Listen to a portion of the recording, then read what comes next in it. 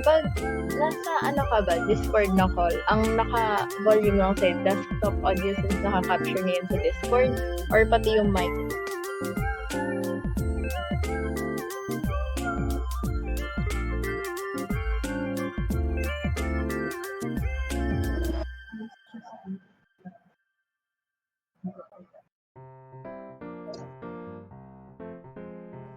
Oh, aaralin ko pa yun, okey.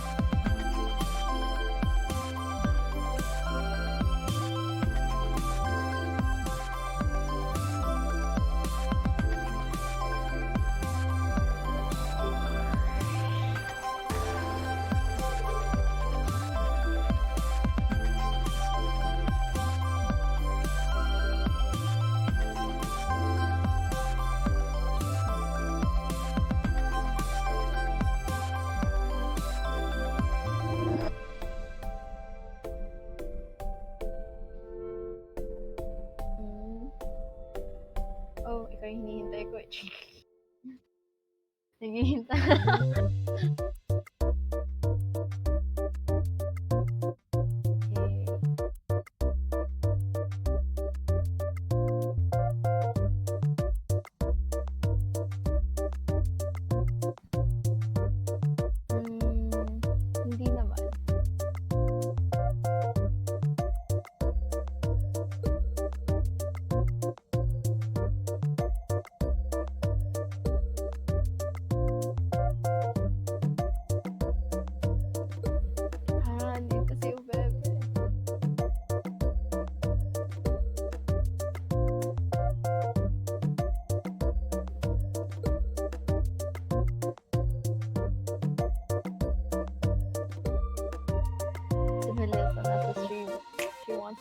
VEGI-TALES live. Hello, what's just...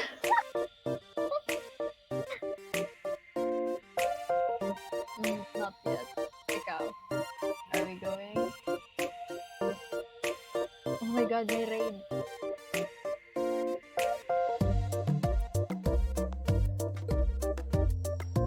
Okay, tara.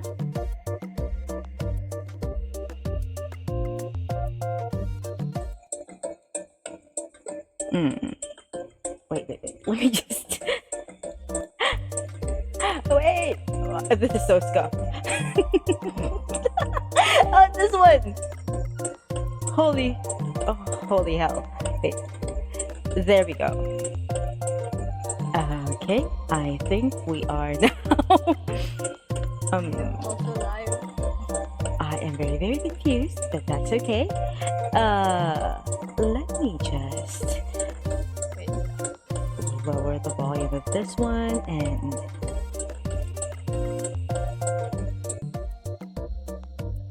then let me change my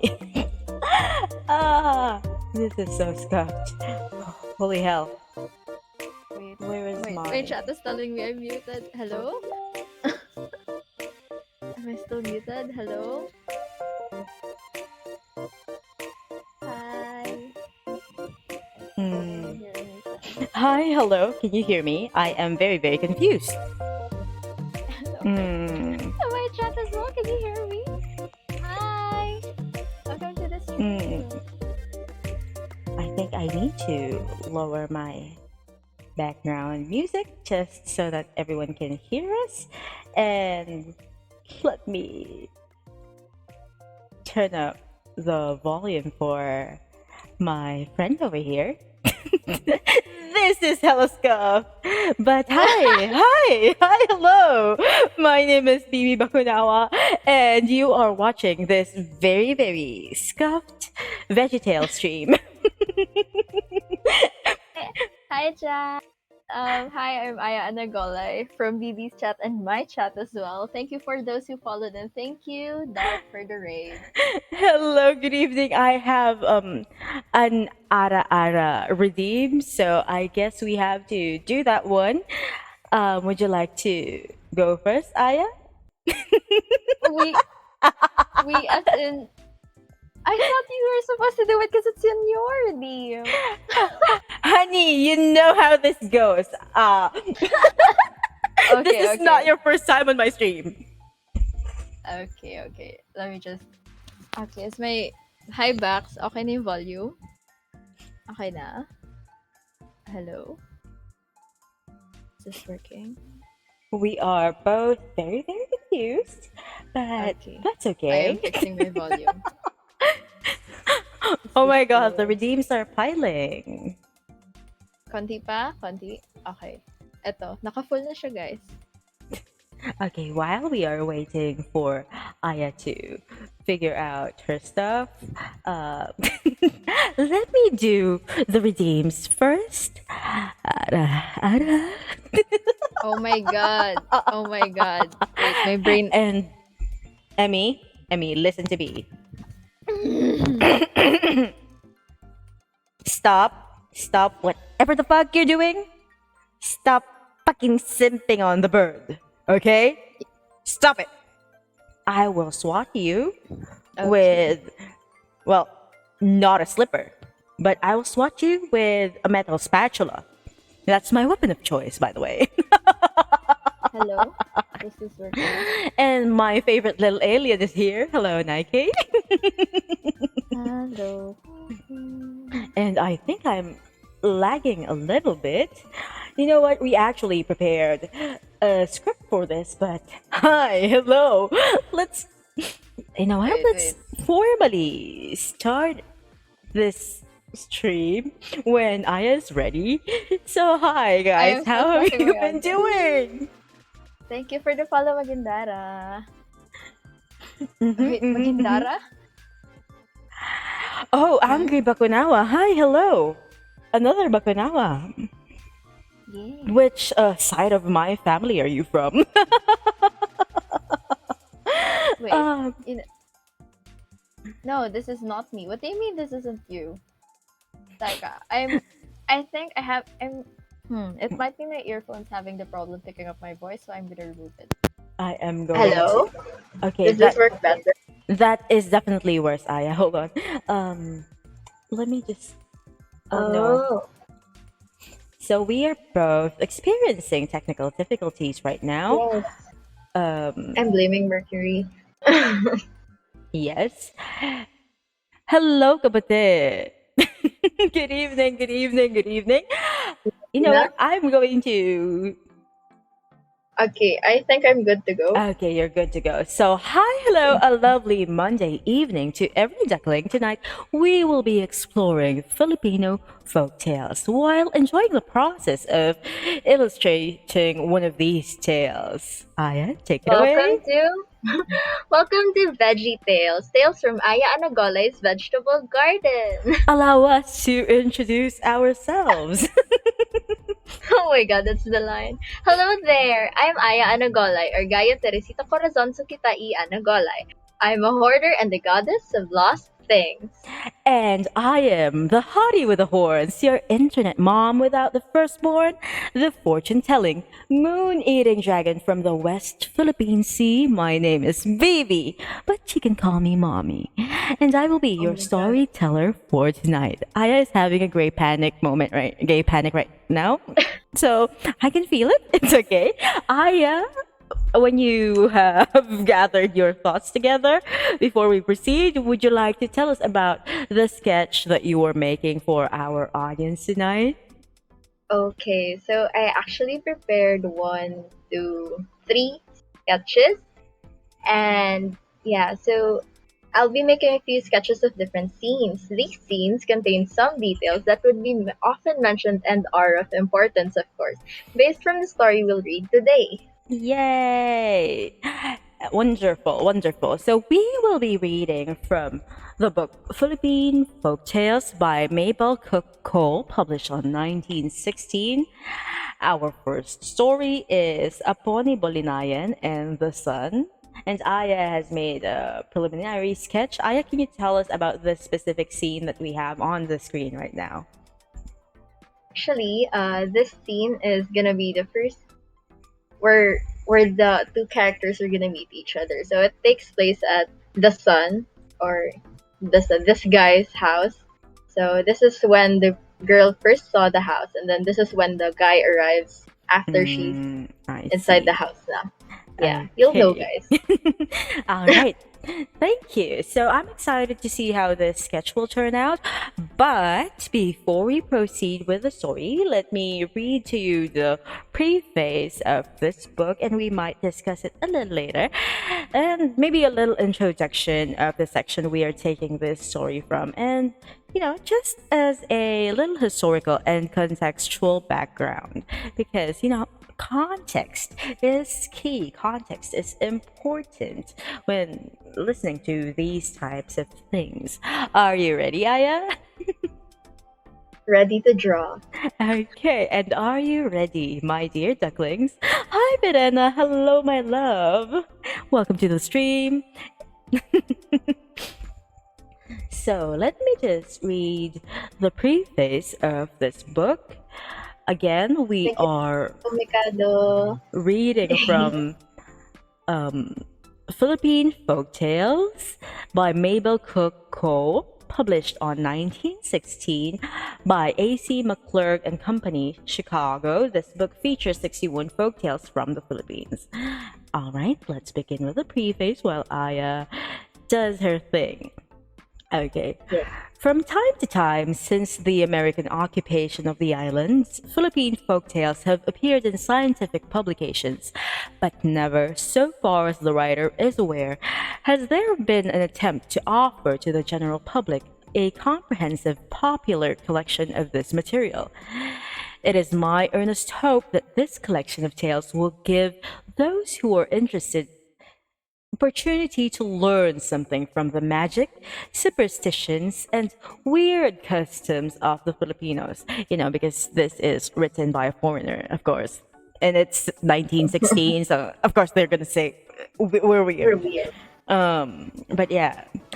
Um, Racism aside, and to feel the charm of their wonder world as it is pictured by these dark skinned inhabitants of Oh my our god. island possessions. So, they're viewing this as a colonizer thing. What joy. In company with my husband, who was engaged in ethnological work for the Field Museum of Natural History, it was my good fortune to spend 4 years among the wild tribes of the Philippines. I'm so sorry, I tend to emphasize things like that. Nice. Yes. My eyes are just really flashing red whenever I see things like that. So, excuse me. Okay, let's continue. During this time, we frequently heard these stories, either related by the people in their homes and around the campfires, or chanted by the pagan priests in communion with the spirits. The tales are now published in this little volume with the addition of a few folk legends that have appeared in the Journal of American Folklore and in scientific publications. Here we're told with some additions made by native storytellers. I have endeavored to select typical tales from tribes wildly separated and varying in culture, from savagery to a rather high degree of development.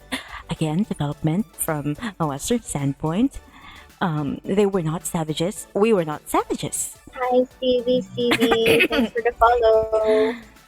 The stories are therefore divided into 5 groups as follows: Tinggian, Igorot, the wild tribes of Mindanao, Moro, and Christian.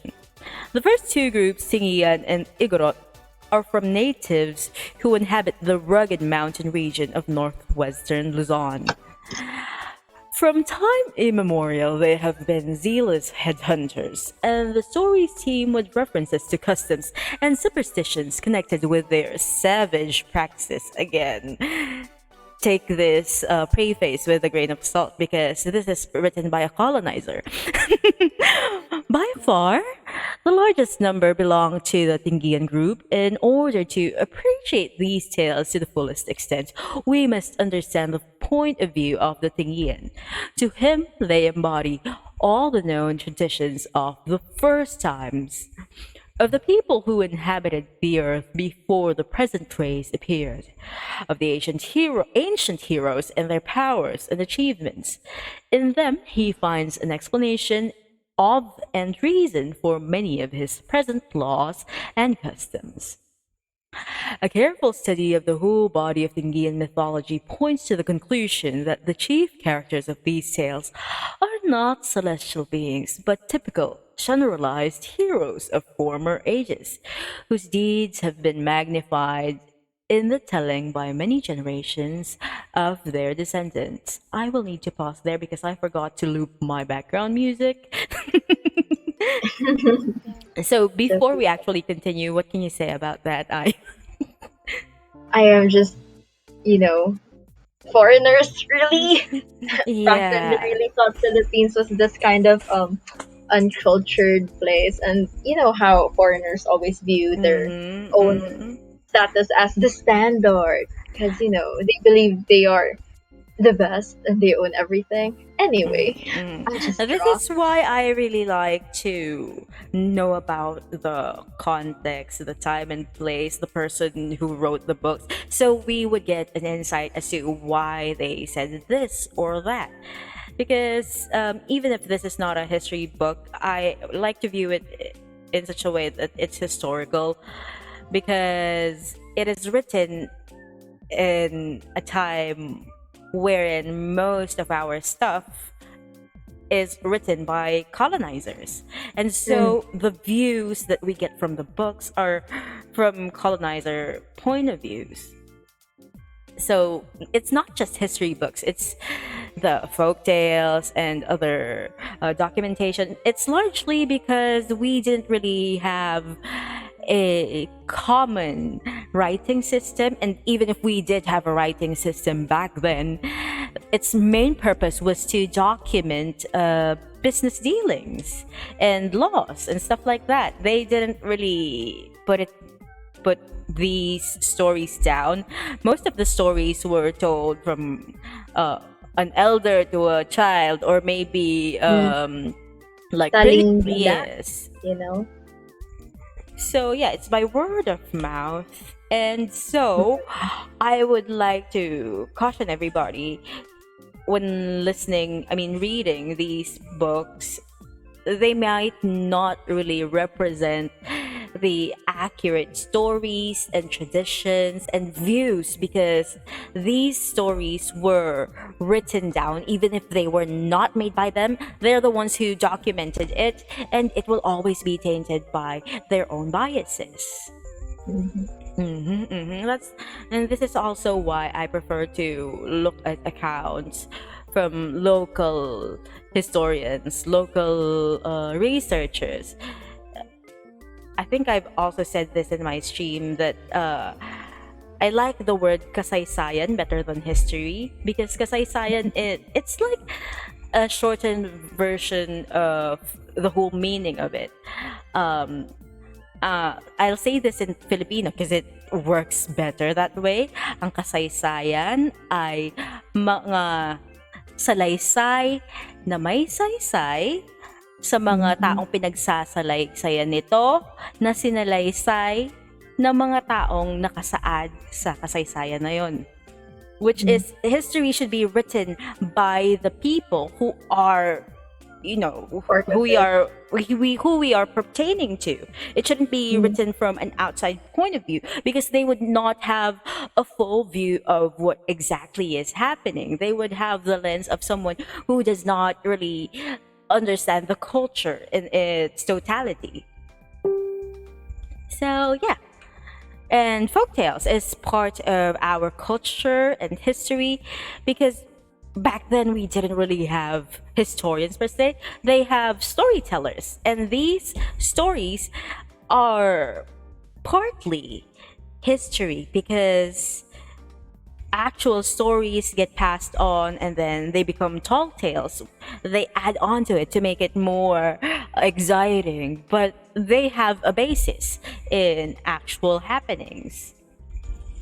Where are we? I keep on talking. I keep on talking, and I have lost where we are. Okay, let me read back to something that they've written down here that is related to what I said earlier. To him, they embody all the known traditions of first times of the people who inhabited the earth before the present race appeared, of the ancient heroes and their powers and achievements. In them, he finds an explanation and the reason for many of his present laws and customs. So when you don't have written history, you look at the folk tales, you look at the myths, the legends, to get a view of how life was back then. Okay, let me just continue. A careful study of the whole body of Indian mythology points to the conclusion that the chief characters of these tales are not celestial beings, but typical, generalized heroes of former ages whose deeds have been magnified in the telling by many generations of their descendants. These people of the first times, the phrase "the first times" is in air quotes, which is, it's presented as a period. So the people of the first times practiced magic. They talked with jars, created human beings out of battle nuts, raised the dead, and had the power of changing themselves into other forms.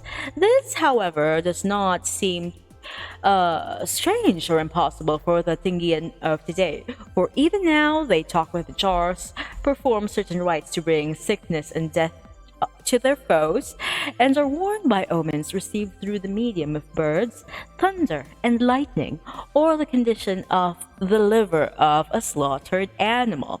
They still converse freely with certain spirits who, during religious ceremonies, are believed to use the bodies of men or women as mediums for the purpose of advising and instructing people. Several of the characters appear in story after story. So, for example, the one that Aya is showing right now, Apo ni Bolinayan and the Sun. Apo ni Bolinayan has another story aside from this one. If we have time, we will continue with that one. But if not, then maybe next time. But let's continue. Yeah. Um, Sometimes they go under different names, but in the minds of the storytellers, their personality and relationships are definitely established.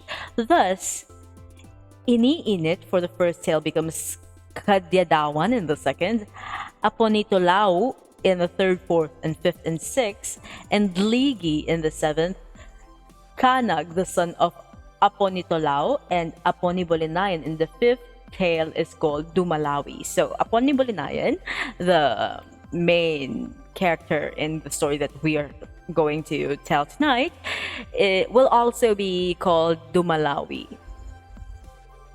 Or their son, Kanag. I'm very, very confused. There are so many names. These heroes had most unusual relations with the heavenly bodies, all of which seem to have been regarded as animate beings. In the fourth tale, Aponitolao marries Gaigayoma, the star maiden who is the daughter of the big star and the moon. In the first story, the same character under the name of Iniinit seems to be the sun god.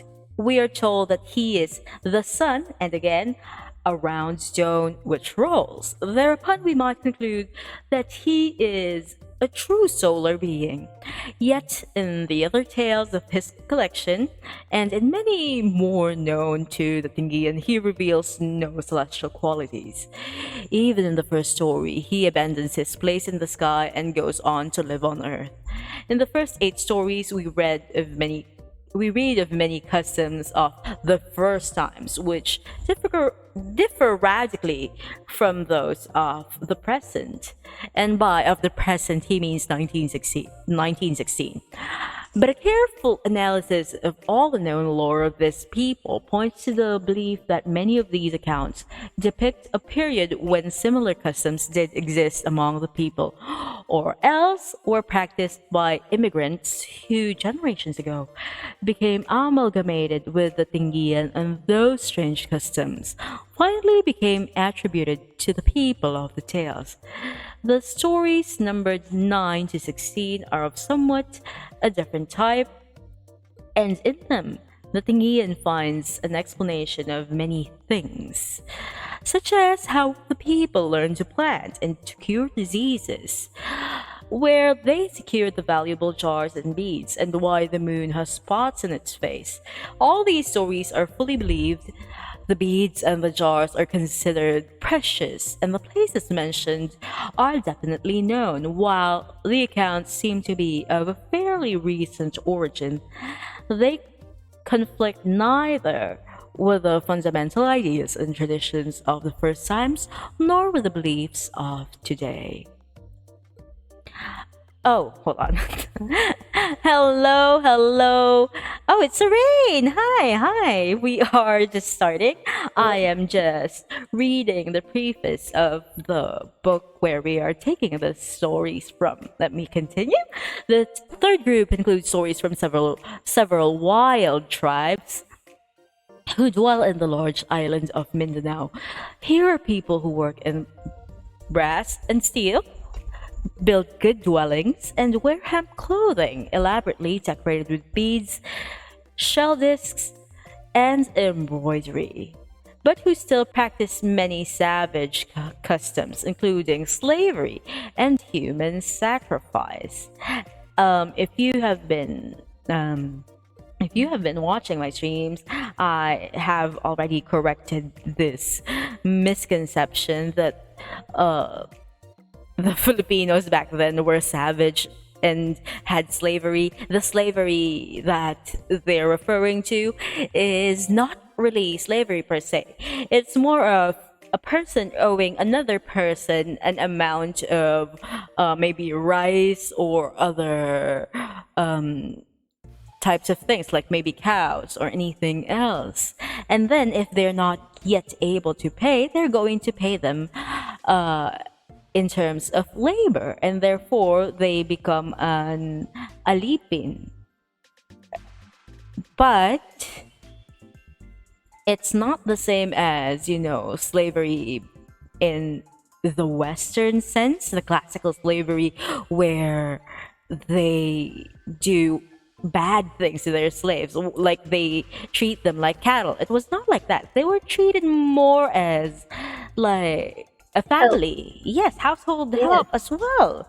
And you can actually regain your freedom, with air quotes again. If you're able to pay for your debt, you become a free man again. But again, it's weird because nowadays we think that slavery in the classical sense is a thing here in the Philippines before the No. colonizers came. It's really not. It's very, very different. And back then it's more of a capitalistic thing, right? Because if you have slaves, you buy them, you sell them, and you use them to basically do hard work. In the Philippines, before the colonizers came, the slaves, with air quotes, it's treated as a badge of honor. It's like if you have slaves, you have a higher standing in society because it means that you have extra produce to lend to other people. And sometimes slaves, well, not even sometimes, it's a lot of time, the slaves would marry into the family to cancel out the debts. Again, let's read this with caution. It's written by a foreigner. The fourth division gives two tales from the Moro, hardy Malayan warriors whose ancestors early became converts to the faith of Muhammad. Their teachers were the Arabian traders who, about 1400, succeeded in converting many of the Malay islanders to the faith of the Prophet. The last group contains the stories of the Christianized natives, those who accepted the rule of Spain and with it the Catholic religion. Their tales, while full of local color, nevertheless show the influence of European tutors. They furnish an excellent opportunity to contrast the literature of the savage headhunters with that of the Moro and the Christian tribes, and to observe how various recent influences have modified the beliefs of people who not many centuries ago were doubtless of a uniform grade of culture. Hi, Sleepy Kato. Welcome to the stream. Thanks for the follow. Again, this is definitely false. It's filled with so much misinformation. The culture of pre-Hispanic Philippines is not uniform. Like they were of varying degrees. Like there are very, very small barangays. We have talked about this in my stream before. There were very, very small barangays, and there are larger groups where they're part of the Sultanate, and some of them have subsistence economy, while others are starting to develop a need for actual money. So the culture was not uniform. This is misinformation, but you know what? I will forgive it. It was 1914 after all. They didn't know better. Owing True. to local coloring, these tales have various forms.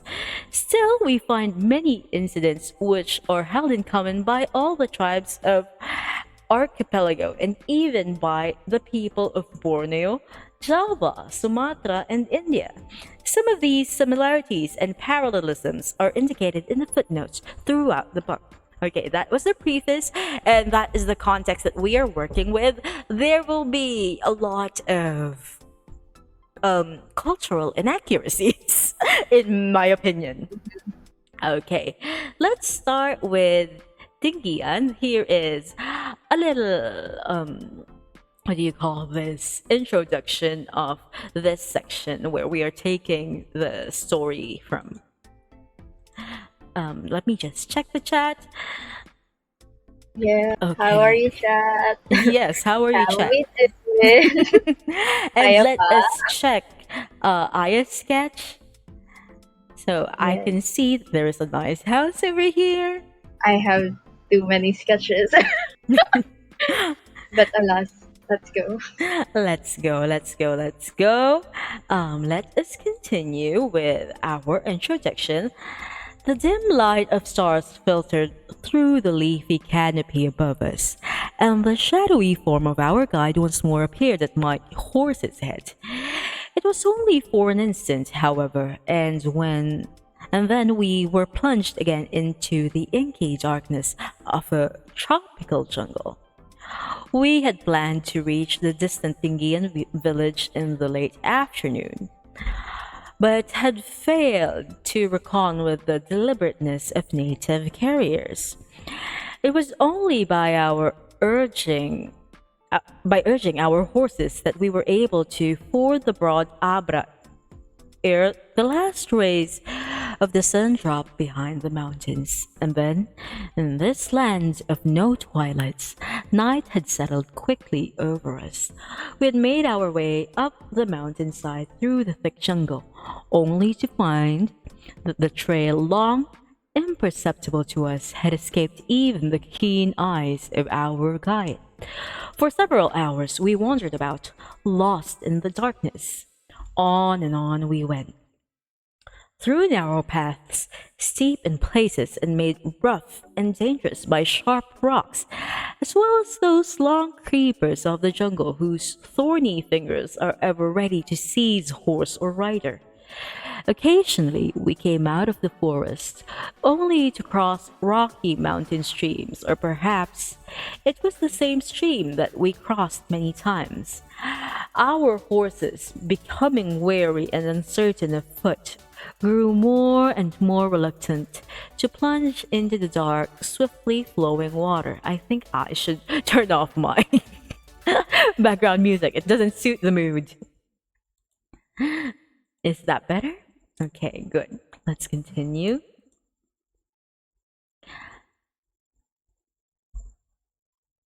Where is that? And our patience was nearly exhausted when we at last caught sight of the dim lights of the valley below. Half an hour later, we rode into Manabo. I shall never forget that first picture.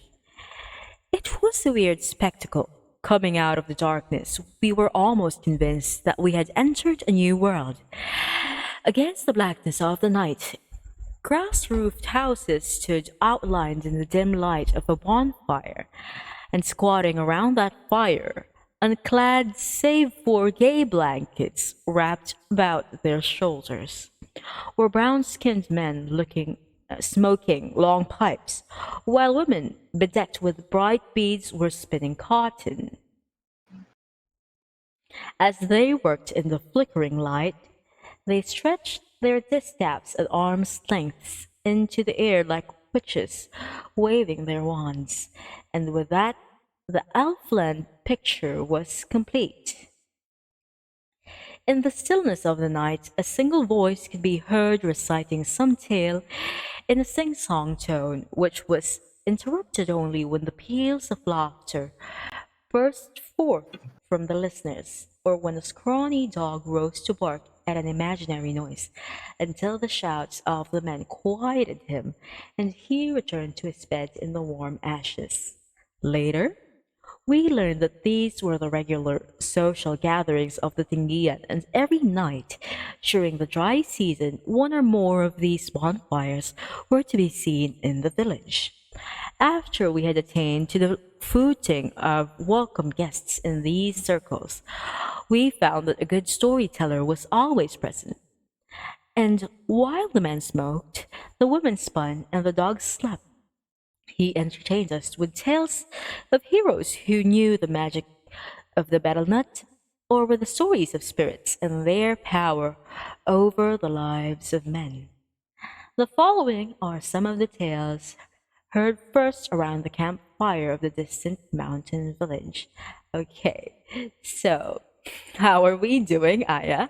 How is your drawing coming along before we actually start? I am I am good. I am just drawing the house. Okay. How is your chat going? How is my chat going? Hi there. Hi there. Hello. I think we should change our background music to suit the vibe more. Because, we're here for the vibe.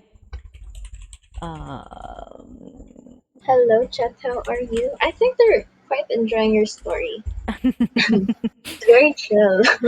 very, very chill. Let me just get something over here. Um, Let me just skip through these ads. Okay, I think the suits the vibe more. This is indigenous Filipino music, fire lighting ceremony, original and interpretation by Sancho and Morin. Okay, let's get to our first story, finally. Aponi Bolinayan and the Sun. Let me zoom in so I can actually read because my eyes are very, very bad. I am old. Please. Aponi Bolinayan and the Sun. One day, Aponi Bolinayan and her sister-in-law went out to gather greens. They walked to the woods to the place where the siksiklat grew, for the tender leaves of this vine are very good to eat. Suddenly, while searching about in the underbush, Aponi Bolinayan cried out with joy, for she had found the vine, and she started to pick up the leaves. Pull as hard as she would, however, the leaves did not come loose, and all at once the vine wound itself around her body and began carrying her upward. My God, creepy. Far up through the air she went until she reached the sky, and there the vine set her down under a tree.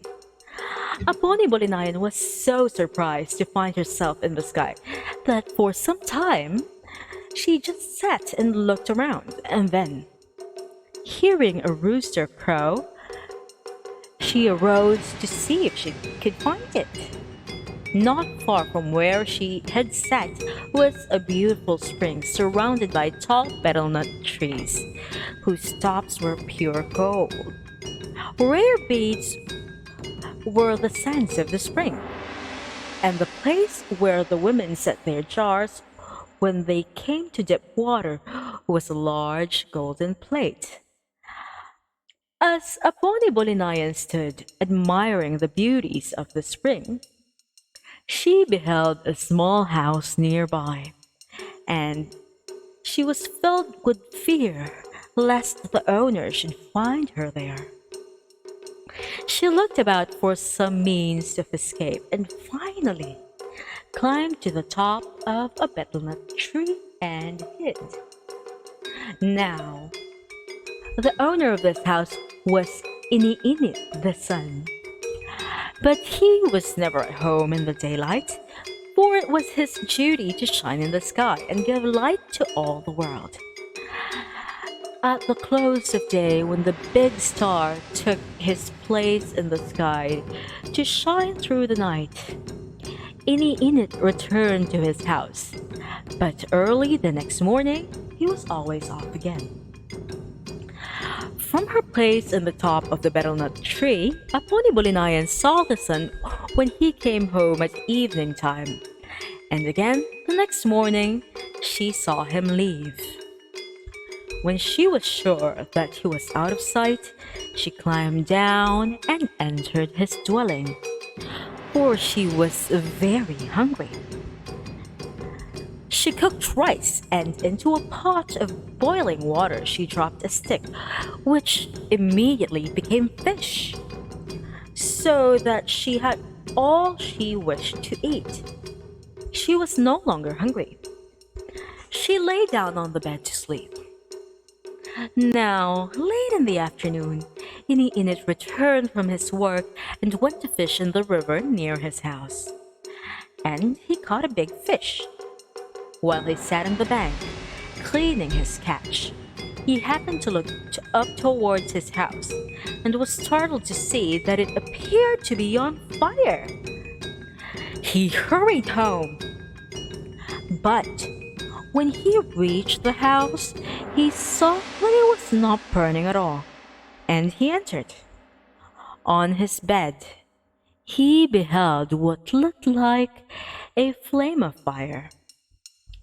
But upon going closer, he found that it was a beautiful woman fast asleep. Iniinit Wait, my God. Iniinit stood for some time wondering what he should do. And then he decided to cook up some food and invite this lovely creature, to eat with him. He put rice over the fire to boil and cut into pieces the fish he had caught. The noise of this awakened Aponi Bolinayan, and she slipped out of the house and back to the top of the betelnut tree. The sun did not see her leave, and when the food was prepared, he called her. But the bed was empty, and he had to eat alone. That night, Iniinit could not sleep well. For all the time he wondered who the beautiful woman could be. The next morning, however, he rose as usual and set forth to shine in the sky, for that was his work. That day, Aponi Bolinayan stole again to the house of the sun and cooked food. And when she returned to the betelnut tree, she left rice and fish ready for the sun when he came home. Late in the afternoon, Iniinit went into his home, and when he found pots of hot rice and fish over the fire, he was greatly troubled. After he had eaten, he walked a long time in the fresh air. "Perhaps it is done by the lovely woman who looks like the flame of fire," he said. "If she comes again, I will try to catch her." The next day, the sun shone in the sky as before.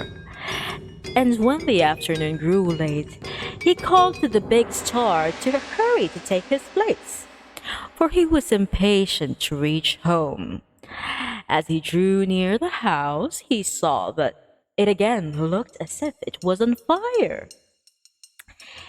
He crept quietly up the ladder, and when he had reached the top, he sprang in and shut the door behind him. Aponi Bolinayan, who was cooking rice over the fire, was surprised and angry that she had been caught. But the sun gave her betelnut, which was covered with gold, and they chewed together and told each other their names. Then Aponi Bolinayan took up the rice and fish, and as they ate, they talked together and became acquainted. After some time, Aponi Bolinayan and the sun were married, and every morning the sun went to shine in the sky, and upon his return at night he found his supper ready for him.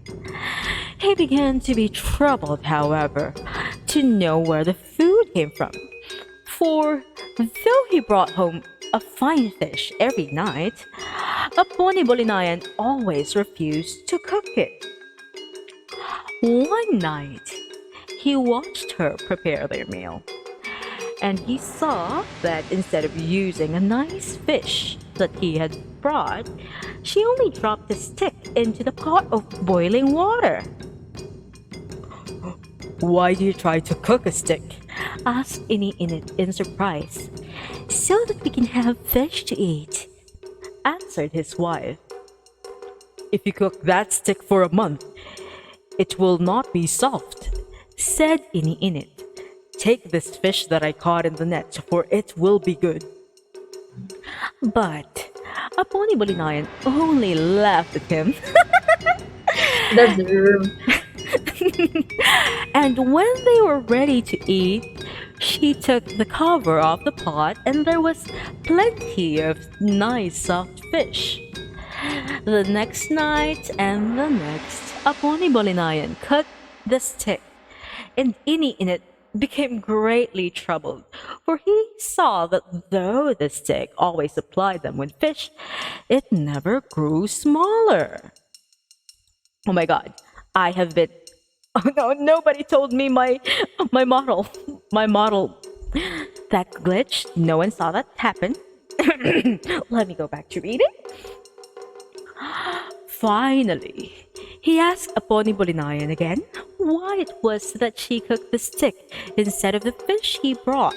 And she said, do you not know of the woman on earth who has magical power and can change things? Yes, answered the son. And now I know that you have great power. Well then, said his wife, do not ask again why I cooked the stick. And they ate their supper of rice and the fish which the stick made. One night, not long after this, Aponi Bolinayan told her husband that she wanted to go with him the next day when he made light in the sky. Oh no, you cannot, said the son, for it's very hot up there and you cannot stand the heat. We will take many blankets and pillows, said the woman. And when the heat becomes very great, I will hide under them. Again and again, Ini Init begged her not to go. But as often as she insisted on accompanying him, and early in the morning, they set out, carrying with them many blankets and pillows. First, they went to the east, and as soon as they arrived, the sun began to shine, and Aponi Bolinayan was with him. They traveled toward the west, but when the morning had passed into noontime, and they had reached the middle of the sky, Aponi Bolinayan was so hot, she melted and became oil. Then, Ini Init put her into a bottle and wrapped her in the blankets and pillows and dropped her down to earth. Now, one of the women in Aponi Bolinayan's town was at the spring, dipping water, when she heard something fall near her. Turning to look, she beheld a bundle of beautiful blankets and pillows, which she began to unroll. And inside, she found the most beautiful woman she had ever seen. Frightened at her discovery, the woman ran as fast as she could to the town, where she called the people together and told them to come at once to the spring. They all hastened to the spot. There they found a pony Bolinayan for whom they had been searching everywhere. Where have you been? Asked her father. We have searched all over the world and we could not find you. I have come from Pindayan, answered a pony Bolinayan. Enemies of our people kept me there till I made my escape while they were asleep at night. All were filled with joy that the lost one had returned, and they decided that at the next moon they would perform a ceremony for the spirits and invite all the relatives who were mourning for Aponi Bolinayan. So they began to prepare for the ceremony, and while they were pounding rice, Aponi Bolinayan asked her mother to prick her little finger where it itched, and as she did, a baby beautiful boy popped out. The people were very much surprised at this, and they noticed that every time he was bathed, the baby grew very fast, so that in a short time he was able to walk. Then they were anxious to know who was the husband of Aponi Bolinayan, but she would not tell them. And they decided to invite everyone in the world to the ceremony that they might not overlook him. They sent for the betel nuts that were covered with gold, and when they had oiled them, they commanded them to go to all the towns and compel the people to come to the ceremony. If anyone refuses to come, grow on his knee, said the people, and the betel nuts departed to do so as they were bidden.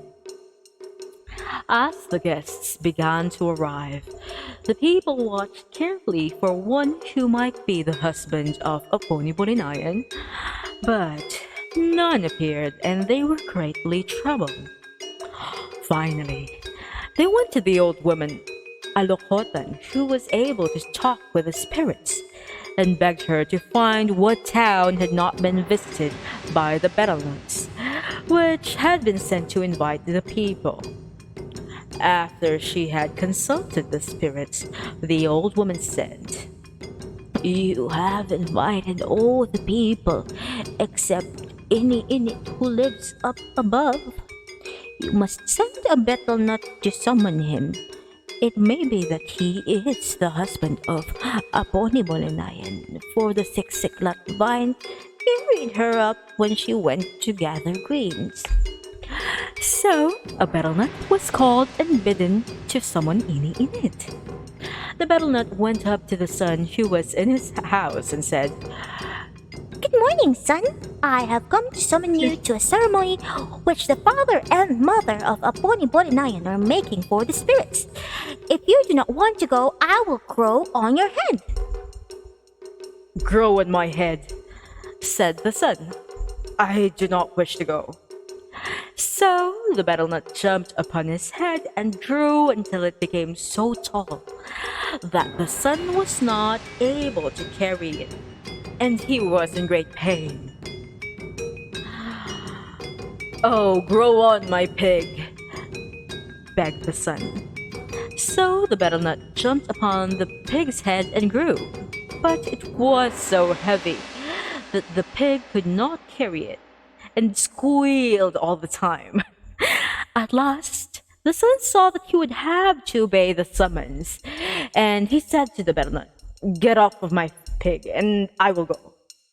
So Ini Init came to the ceremony, and as soon as Aponi Bolinayan and the baby saw him, they were very happy and ran to meet him.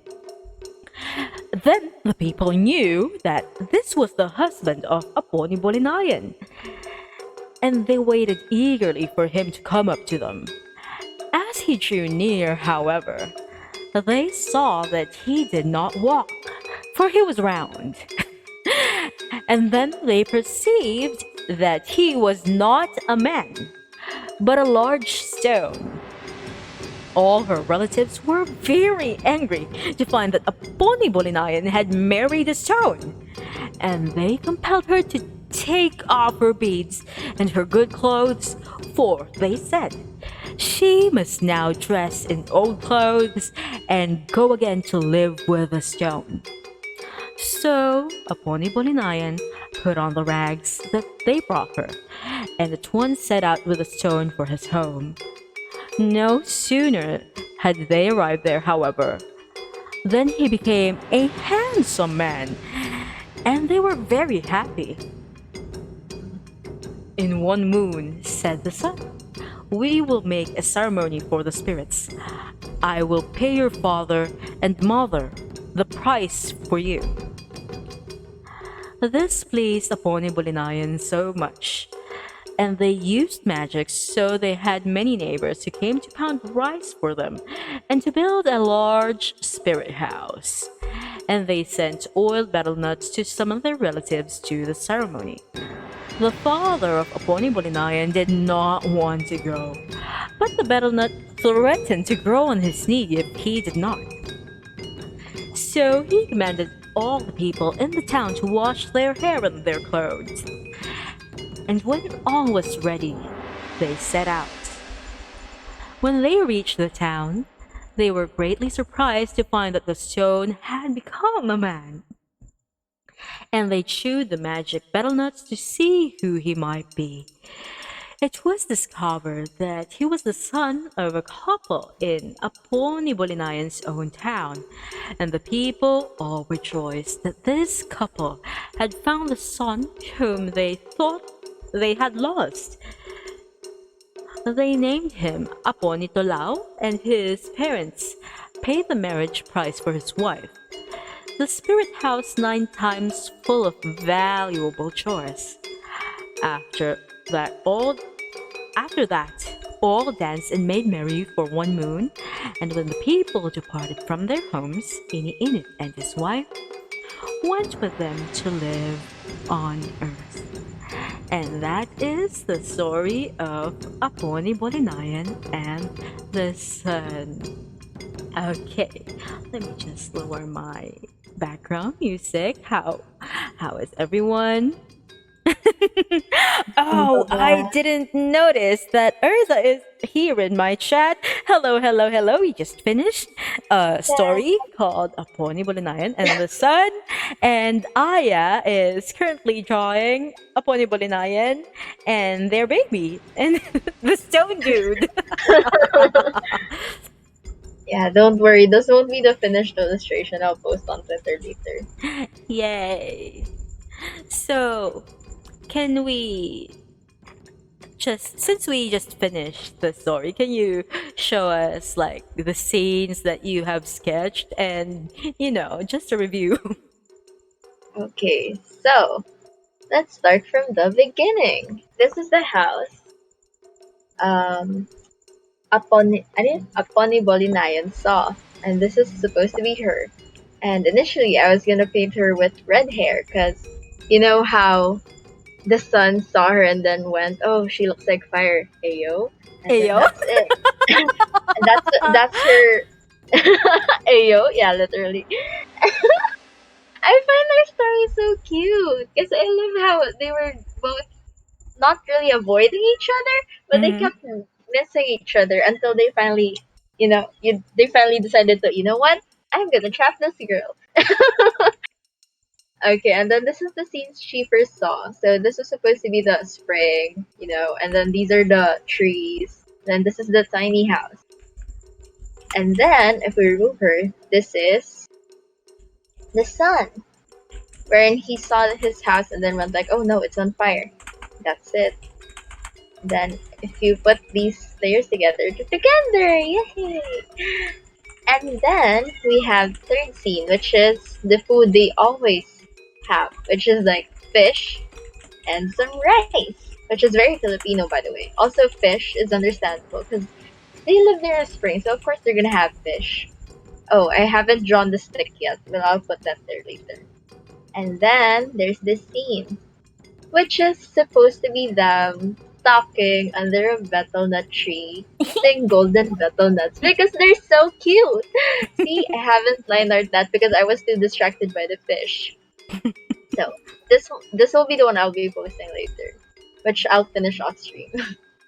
These are supposed to be the betel nuts, which is apparently nga. Nga nga. Yes. Yeah.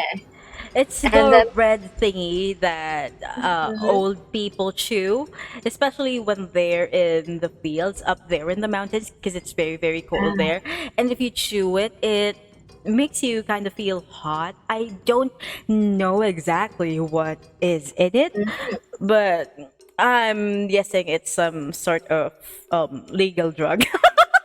yeah, it's kind of something that makes you high. Well, it does contain components that make your body produce adrenaline, which is Mhm. why probably they feel so hot and pumped up. And Like, it's kind of dangerous if you eat too much. Apparently, yes. yes, Emmy mixed with tobacco and hemp. If you go Mm. up in the mountains, you would usually find them sold together, like they're in this little plastic thingies, and then there will be Yeah. like a little leaf there, and then Yeah. the nganga, and then Hot. Yes, tomato. hot. I I tried it once. It oh, Oh my god. I don't ask why. I tried it once. I think my dad gave it to me or something. Mm, questionable. Okay, I know. How was it? I didn't really like it because of the taste. Because Mm, you're not really chewing it for the taste. flavor. You're chewing it for the effects that it has. Same way when you smoke cigarettes, you're not really trying Mm. to taste it. You're after what it does to you. But here's the thing: you can't choose something without actually tasting it, and it tastes. I don't know the English equivalent of it because I have never heard any English speaking person say it. It's mapakla. Oh, it's kind of bitter It's and not bitter. Mapakla is not bitter. Uh, um, let me just look for the exact. Um, it is a little bitter, but that's not the main thing. It's bitter sour, and then there's this what do you call this? There is a sensational aspect to it. It doesn't really feel nice on the tongue. It's like when oh. you accidentally eat a part of the coverings of a banana. Don't ask me why I know. Oh yeah, true. I know that. Yes. Slightly tacky in the mouth. Yeah, it Oh, doesn't feel really nice. apparently mapakla doesn't have an English term. I see. Yeah, there is no English equivalent for it. And Wonder. Oh my god. Thank you for the raid link. hello, welcome to Link. the stream. Welcome to the stream. Is it? Do we introduce ourselves? Yes, of course. You go Okay, you ahead, go Aya. first. You go first. Oh, okay, me Yes, first. it's your stream. Oh my god. Hi, Mion. Thank you for the raid. Hi everyone, hi raiders! My name is Aya Anugolay. I'm a hoarder and the goddess of lost things. And right now, we're telling a story, and I'm drawing art. And the story is told by. Mm-hmm. Take it away. Okay, hold on. Also, thank you for the raid, Moshi Vienna. Hi, baby, I love you. Hello, Raiders. I should introduce myself. My name is Bibi Bakunawa, your hottie with the horns, your internet mom without a firstborn. I am a moon-eating, fortune-telling dragon from the West Philippine Sea. My name is Bibi, but you can call me Mommy. Bart. Oh, Uh, and we just finished telling the story of Apone Balinayan and the sun. Aya is showing us her sketches and she is showing us the nganga. and we've been talking Hello! about it. Prince BB is here. I have a friend now who has the same name as I do, Ida. His name is Prince BB. Oh my god, hi Prince It's BB. so Ayo. cute. It's the BB Alliance. We shall take over the world with our BB powers. The BB vibes. Yes. How are y'all doing? How was your stream, Raiders? Yeah. How was tossing everyone off each other, Yes. Our for stream is you? very chill, and theirs was like so fucking chaotic. I was there for a few minutes because like I was waiting for you to show up, and Hmm. they were just like tossing everyone everywhere. Which is And honestly a mood. Ling was about to, I don't know, throw down someone because someone shoved Moshi. Deserve. I mean, deserve for the guy being thrown, not Moshi. Oh my god. Protect Moshi. Protect Moshi. Protect the small one. Yeah. Small club, let's go. Let's go, let's go. So I really like this illustration of the betel nut because this reminds me of the first time I saw Aya painting because it was also non-human. It was a fruit. Yes, actually. It was The a very, sussy very Dorian. sussy Dorian. Yes, perfect. Is that coconuts? No, Moshi, no, it's not coconuts. It's nganga. Yeah. And we don't You have know, Manga? coconuts here. The only coconuts we have is my coconuts. Um, Coconut, yeah. put in your mouth. Oh, Right now, right since now. they were not able to see it earlier, can you like show them again the other ones? Okay, let's go, guys. So, here's the first scene. Moshi is clocking your drawing. She's saying bayabas, santol. Hello, Zom. Hi, thank you for the sub.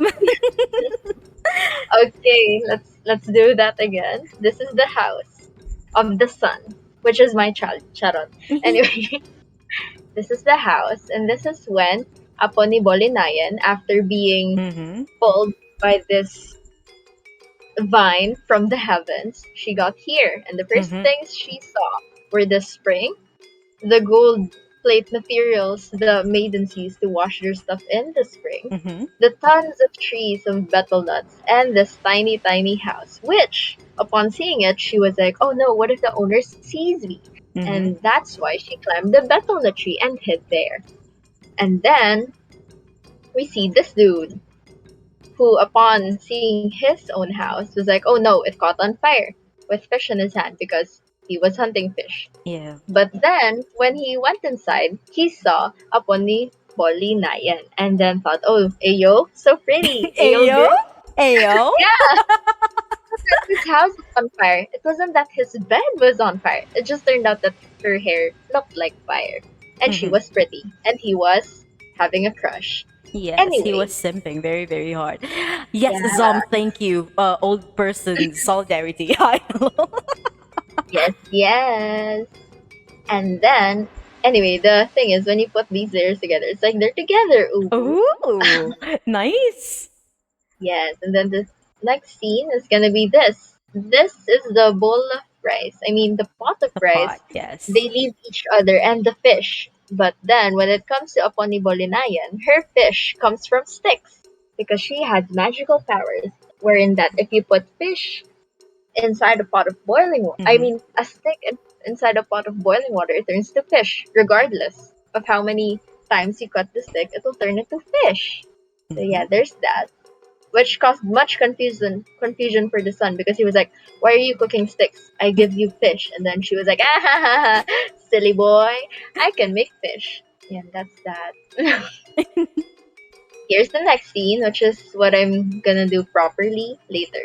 This is a scene wherein, cause it went like this: the son trapped her inside his house, so she got mad because she got caught. And then the only way to appease her, he was like, "Do you want a betel nut?" And then he gave her a golden betel nut. And this is a scene wherein they sit under the betel nut tree and eat betel nuts while talking to each other because they're so cute. Mm-hmm. Yes. And then these are the betel nuts, which is where we are right now as we Yes, came in the the stream. battle nuts. Okay. And then So, after that, I made another sketch which is supposed to be from east to west, which is upon sunrise. They were like this, upon ni Bolinayan walking around with a huge ass blanket covering her because her husband is too bright. Then when it came to noon, she turned into oil, so he put her in a bottle and mm-hmm. wrapped her in blankets and left her to the overworld again, wherein a maiden found her and turns out, oh, Ayo, she's so pretty. Turns out she's the missing maiden people have been looking for. That And feel then, when your wife is actually a missing person. yeah, oh my god, and then you just swooped her out from the overworld into your heaven and you're like, Ayo, pretty Mm-hmm. girl. And then, the relatives were so curious, like, where were you? We were looking for you. The dad even said. She was like, oh, I was at, this enemy's house, blah, blah, blah.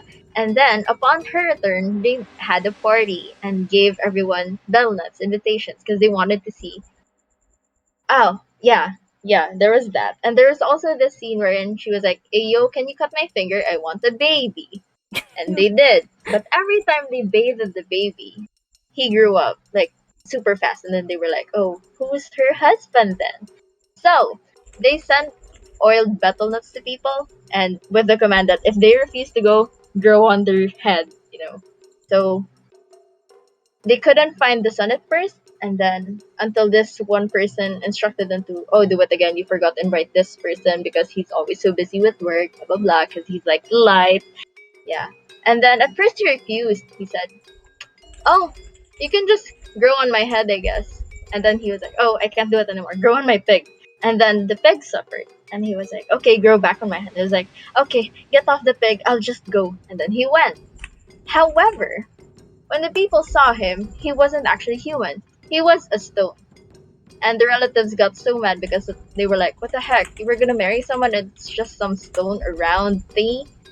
And then they were like, take off your clothes, your jewelry, your stuff. You go dress in these old hag clothes and go with your husband.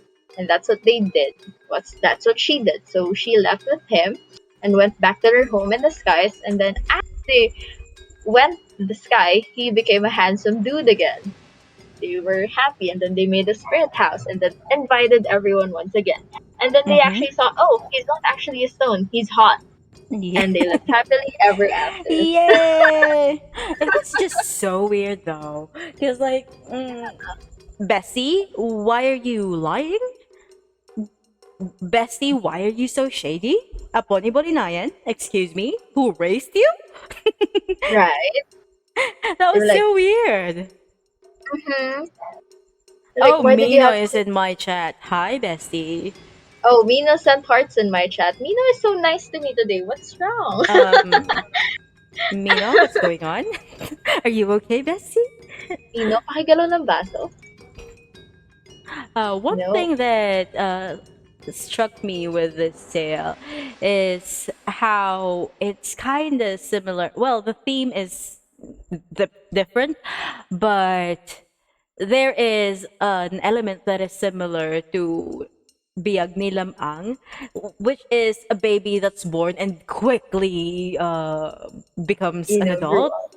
Well, Yes. not an adult, but like they they go through growing up thingy so fast. Like this one is through bathing, and for Lamang, Zoop. he just came out of his mama. He was popped out, and he was like already talking and walking. A vibe, honestly. And I kind of researched. Tingian is actually in hold on. Let me just look at it. Tingian is what do you call that? From Abra, from the Mm-mm. yes. Northern.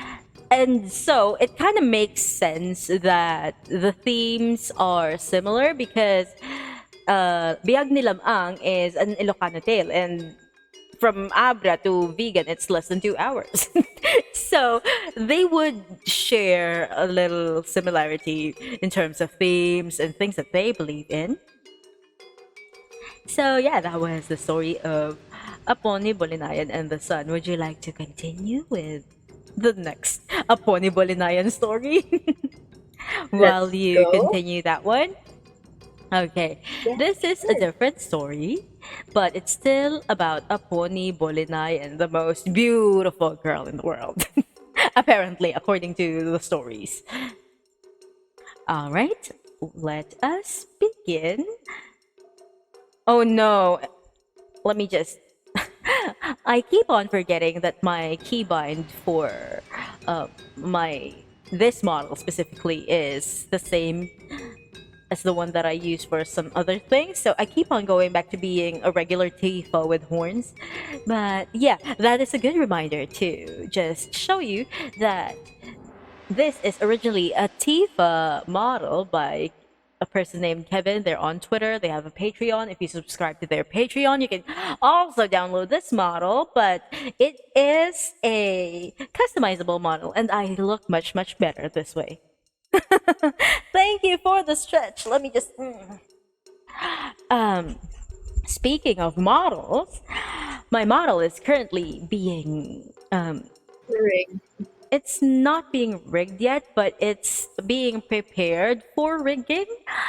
Let's Oh, give them a tiny, tiny, tiny sneak peek. Let me just look for it. Where did I put that? It was made by Crisaria Relosa, but my eyes are being given by the wonderful Ling Ling. Oh, where are my eyes? I think I have uploaded it on Facebook. Let me look for it. Oh, there we go. Oh, where is it? I'm lost. Copy. Can I just put it? Oh, oh no, oh no, oh no, that was a very grave mistake. I'm so sorry. uh, hold on, where is it? Let's just. Ah! Hello, Kai. I am having a technical difficulty over here. I wanted to show my image, but then again, I am a boomer.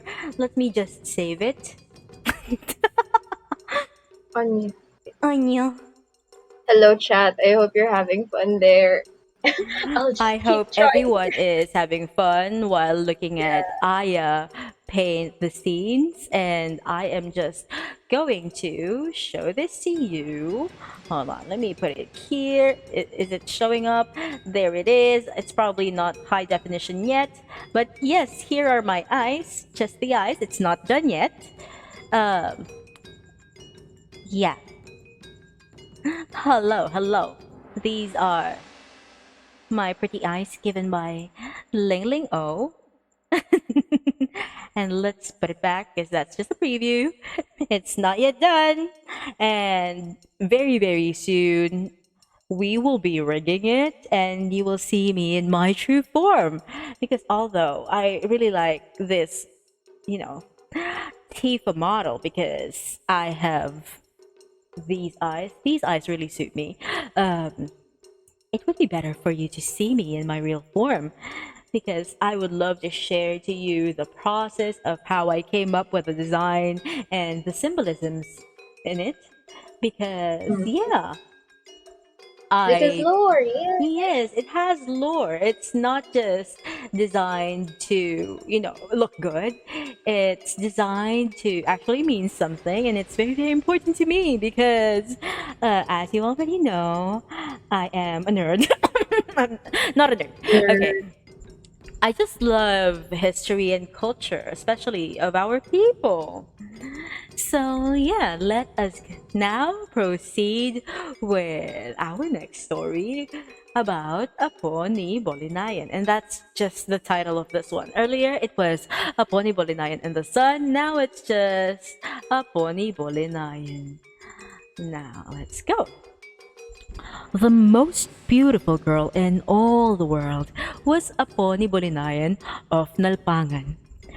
Many young men had come to her brother, Apo ni Balagan, to ask for her hand in marriage.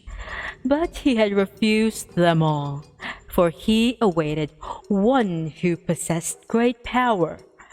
Then it happened that the fame of her beauty spread all over the world, till it reached over even to Adasin. I'm not really sure if I should pronounce the E as in actual or Mm. because this is kind of near Ilocos and we use Ilocanos. I actually have Ilocano people around me. We kind of pronounce the E as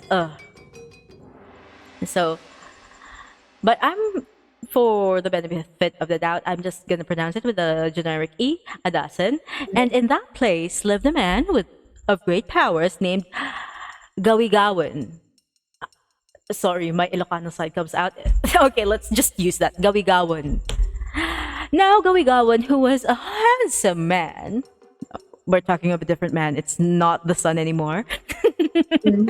had sought among all the pretty girls, but never, until he heard of the great beauty of Aponi Bulinayan, had he found on whom he wished to wed. Then he determined that she should be his wife, and he begged his mother to help him win her. So, Dinawagan, the mother of Gawigawan, took her hat, which looked like a sunbeam, and set out at once for Nalpangan. And when she arrived there, she was greeted by Ebang, the mother of the lovely maiden, who presently began to prepare food for them. So remember earlier when we were talking about the sun? And they were equated to this person, Gawigawan. It's kind of convoluted. Just bear with us. She put the pot over the fire, and when the water boiled, she broke up a stick and threw the pieces into the pot. And immediately they became fish again, just like in the earlier story. Stick into the pot, fish. Then she brought basi in a large jar. Basi is a type of wine. Just side note, I think it's an Ilocano type of wine, if I'm not mistaken. Let me just, yeah, it's very Ilocano. It's usually it's famous in vegan. Where am I? So they got the nice basi out in a large jar, and Dinawagan, counting the notches in the rim, perceived that the jar had been handed down through 9 generations. They ate and drank together, and after they had finished the meal, Dinawagan told Balagan of her son's wishes, and asked if he was willing that his sister should marry Gawigawan. Balagan, who had heard the power of the suitor, at once gave his consent. So you see, the head of the house is the one giving consent to the person, to the people marrying. So if you want to marry my brother Minokawa, you have to get my consent, okay? Side note. And Dinawagan departed from home, leaving a gold cup as an engagement present. Gawigawan was watching at the door of his house for his mother's return, and then, when she told him of her success, he was so happy that he asked all the people in town to go with him the next day to Nalpangan to arrange the amount he must pay for his bride, because, back then, they still had to pay for the bride, because traditions. Now, the people of Nalpangan wanted a great price for this girl who was so beautiful, and the men of the two towns debated for a long time before they could come to an agreement. Finally, however, it was decided that Gawigawan should fill the spirit house 18 times with valuable things. And when he had done this, they were all satisfied and went to the yard, where they danced and beat on the copper gongs. All the pretty girls danced their best, and one who wore big jars about her neck made more noise than the others as she danced. And the jar sang kitol, kitol, kanitol, inka, inka, inkatol. But when Aponi Bolinayan, the bride of Gawigawan, came out of the house to dance, the sunshine vanished. So beautiful was she, and as she moved about, the river came up into the town, and striped fish bit at her heels. For 3 months, the people remained here, feasting and dancing, and then one early morning, they took Aponi Bolinayan to her new home in Adasan. The trail that led from one town to the other had become very beautiful in the meantime. The grass and trees glistened with bright lights, and the waters of the tiny streams dazzled the eyes with their brightness as Aponi Bolinayan waded across. When they reached the spring of Gawigawan, they found that it too was more beautiful than ever before.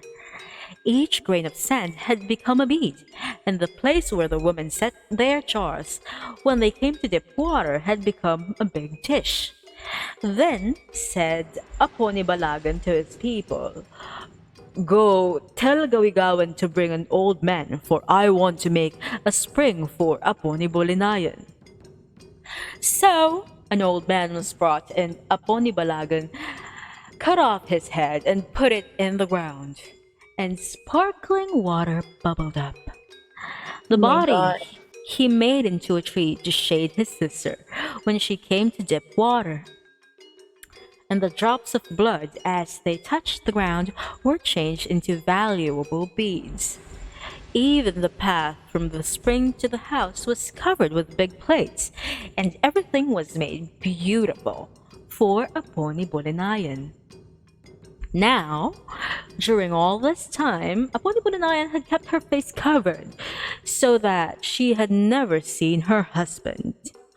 For although he was a handsome man, one of the pretty girls who was jealous of the bride had told her that he had three noses, and she was afraid to look at him.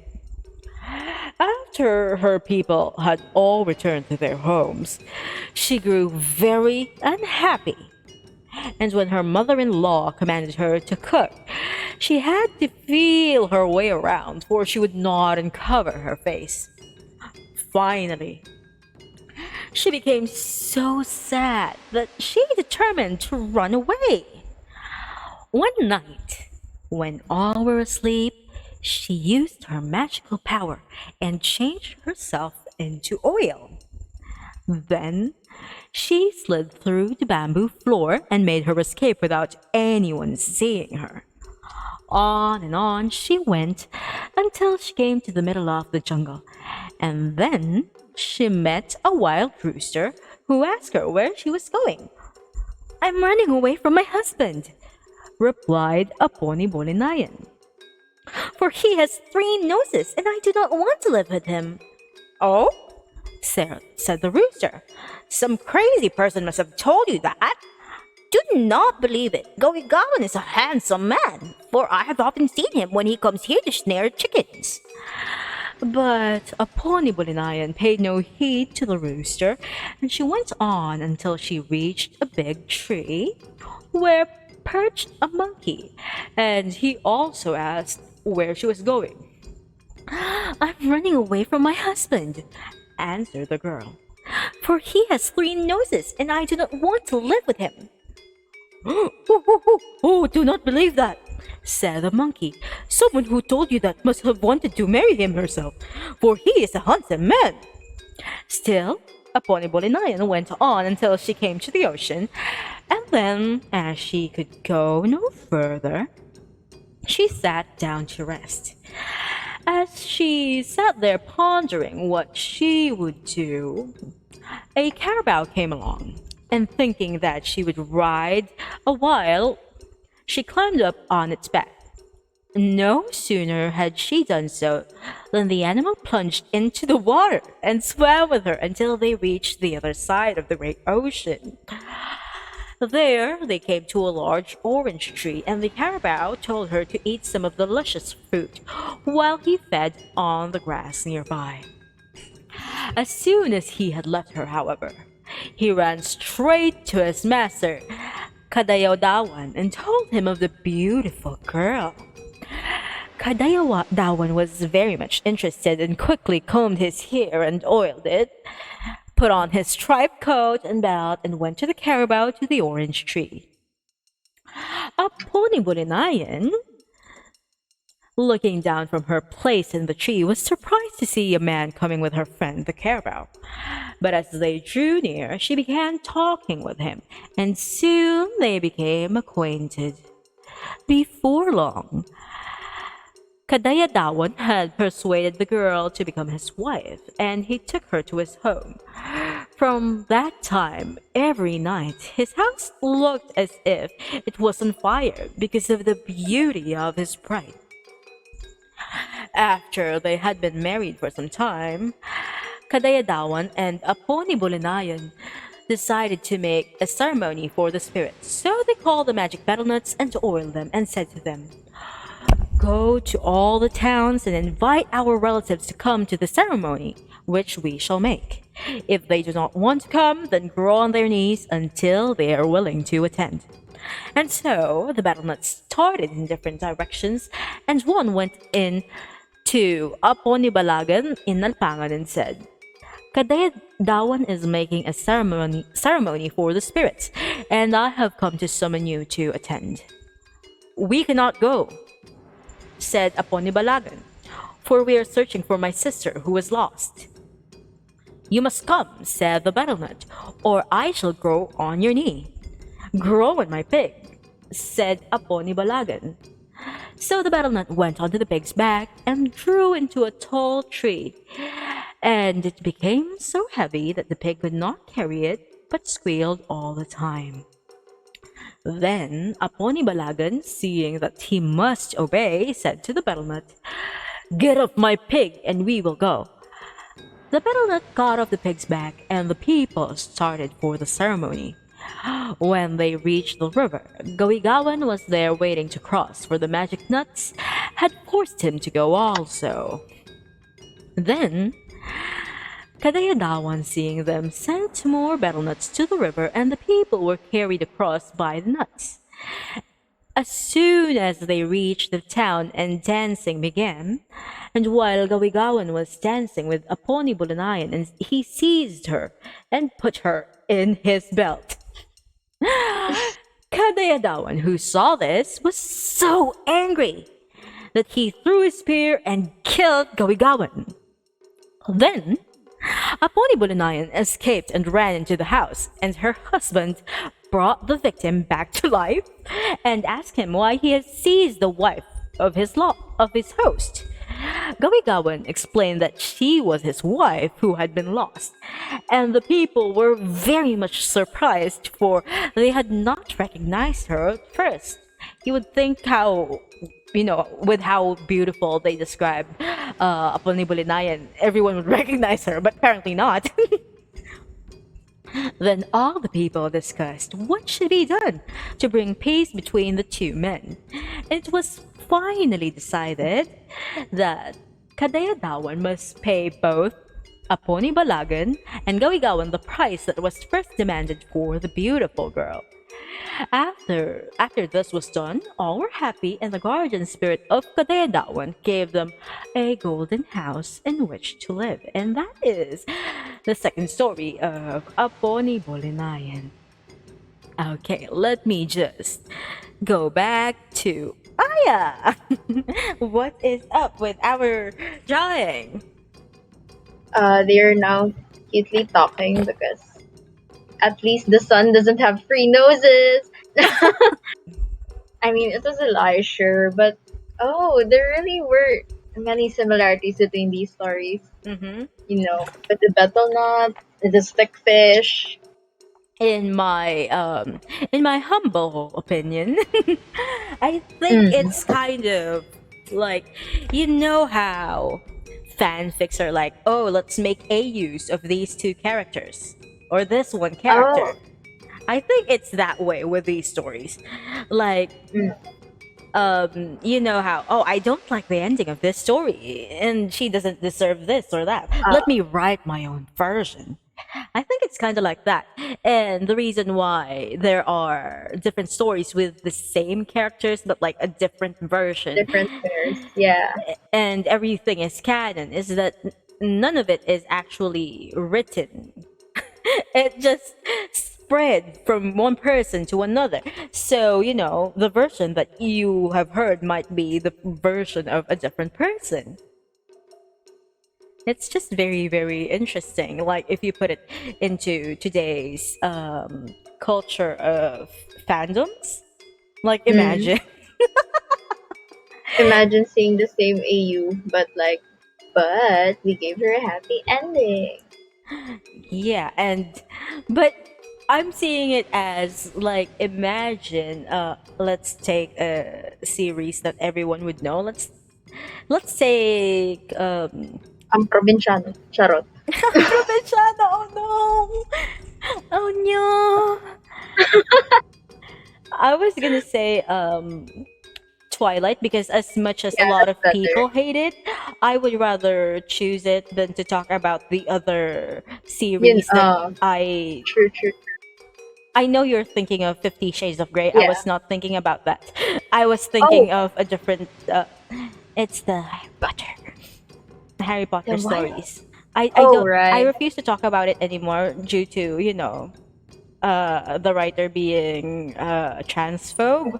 Like, I have this policy of every time I am inclined to make a joke or a reference to Harry Potter, I would talk about Scum Villain instead, because it's basically the same thing, but it's gay and it's written by an Asian woman. Yeah, true. I've never really bothered to read Harry Potter. I don't It's know. due to my age. I grew up with it. I grew up with the movies, and Fair enough. when I grew a little older, I read the whole fucking thing, all 7 books of it. I don't know where I got the energy to do that. But then again, it's At not your the home. longest book series that I've read. I've read The Vampire Chronicles of Anne Rice, and yeah, where is that reading energy? Anyway, since we're not talking about Harry Potter anymore, I'm just gonna use Scum Villain. What if Scum Villain, but someone wrote a fan fiction of it, and both of them would be like equally canonical to the people? That's how weird Mm-hmm. this is. Sadly, I have not read The Fault in Our Stars. That's the thing about me. You can't really talk to me about all these young adult love stories because I've never read any. Like, I know that they are sick and one or two of them die. In the end, I'm not really sure. But I could easily be talking about a different book. I can barely even remember the plot of that story. Oh, Narnia? I can't remember much about Narnia aside from, you know, the basics. LOTR, it's very, very long, and I've read, like, here's the thing, I like to read, but the things that I've read are kind of different from what other people would read. Like, I've read a lot of Anne Rice, Chuck Palahniuk, the Hannibal and other connected books. What else? There are specific authors that I like to read, and yes, the Vampire Lestat is. Wait, which what The book number is Interview with the this? Vampire. Interview with the Vampire is the first one, and Mm. yeah, Yeah, I've only watched the movie. I haven't really. the movie, I love the movie. I used to go to my university's main library and just tell the person there that it's for my class. Like, I have to write a paper about it, but I just wanted to be in the VCR room because it's air conditioned and I can watch Interview with a Vampire on my own. Uh, Yeah, I've watched it like way too many times than I would like to admit. It's one of my comfort movies. Like, I know that there are of people who course. would like watch the HP series in one go as like their go-to to make them happy. Mine Mm, is Interview with a Vampire. I've watched it like back in my childhood, and then after I became an adult, and I was like, "Hey, I can do this on my own now." I downloaded it and watched it once, and then never came back again because I was like, "Oh, it's as good as I remember." Mm-hmm. Yes, it Finish. is. It never gets old for me. But I think reading the book is better because it's a lot gayer.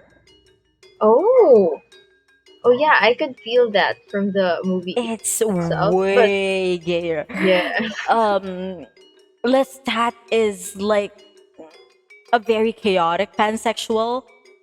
perfect. That's how I would describe it. A chaotic pansexual, and Louise is just very sad. Very, very sad. Very sad boy. Yeah, Anyway, and the reason why Lestat chose him specifically to be his buddy, best friend, um, Bestie. bestie, his how do we say this? Sworn brother. Perfect. That's the reason why he chose him is because he reminded him of Lestat's old friend Nikki. Oh, So yeah, very it's close friend or an actual friend?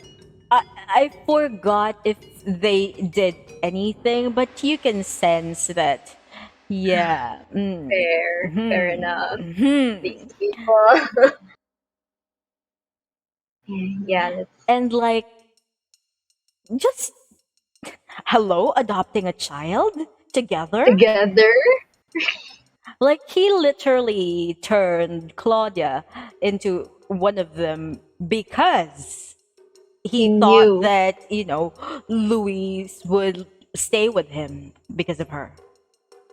It's like, which he kind of did, he but did. hmm, Like he was not wrong about that. mhm. But he is very questionable. He's so fucking chaotic.